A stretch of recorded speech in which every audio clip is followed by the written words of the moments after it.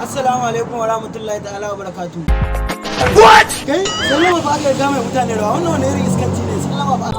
Amma ga salam. Yawwa kai kyanka da ka amsa sallama amma ba da kai za a yi ba. Yawwa da farko malama jaruma ya sunanki. Farko sunana Maimuna Abubakar wacce aka fi sani da Momi Gombe, jaruma a masana'antar Kannywood. Oke to a wannan gari kuma kike? An haife ni a garin Gombe. A nan ne primary school ina, a nan ne secondary school, dukkanin rayuwata a nan ne. Oke to ya kai ka samu Momi?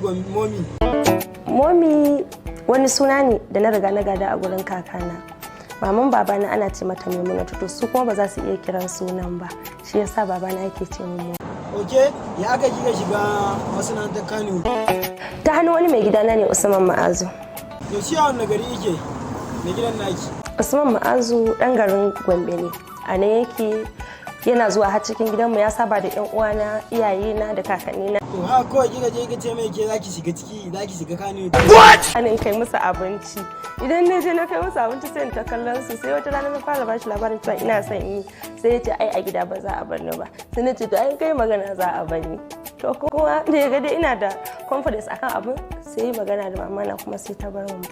Oke don da finin to kika fara.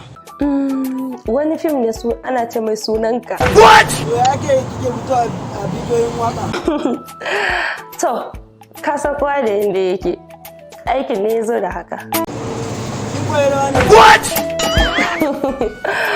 Ban koyi rawa ba, kawai dai ni ma gani ne duk abin da aka ce. Kuma na buri kike da na rayuwar kike so ki cimma a rayuwar ki. Kuma burin da nake son cimma a rayuwata shine Allah Ubangiji ya nuna min ranar aure na. No.